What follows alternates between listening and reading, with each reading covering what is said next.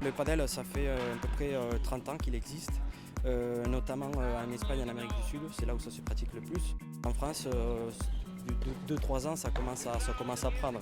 Ils commencent à avoir quelques terrains. Depuis l'année dernière, ils ont commencé à faire des tournois homologués et ils vont commencer à faire un peu plus de tournois homologués maintenant par la fédération.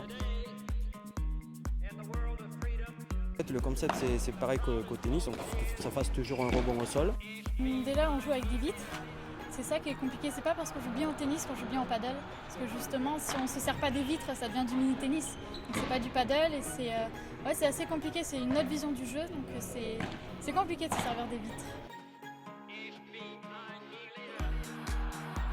J'ai découvert ici le paddle à l'Arena. Au paddle, on sent plus la balle quand elle touche la raquette. Parce que au tennis, c'est du cordage, du coup c'est plus souple. Alors que là, c'est que du bois. C'est plus physique que le tennis, je trouve. Ça, c'est une raquette de padel.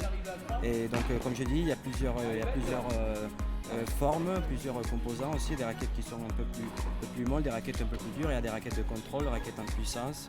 Et voilà, donc là, je vous disais par exemple, là, c'est la raquette du numéro 1 mondial. Et bon, comme vous voulez voir, il y a plusieurs marques, etc. Je trouve que c'est pas mal parce qu'en plus, ils essayent un petit peu d'amener le paddle en France. Et au moins, là, les gens découvrent le paddle et il y a plein de petits clubs là dans la région qui commencent à faire des paddles. Donc, au moins, ça fait découvrir et c'est ludique.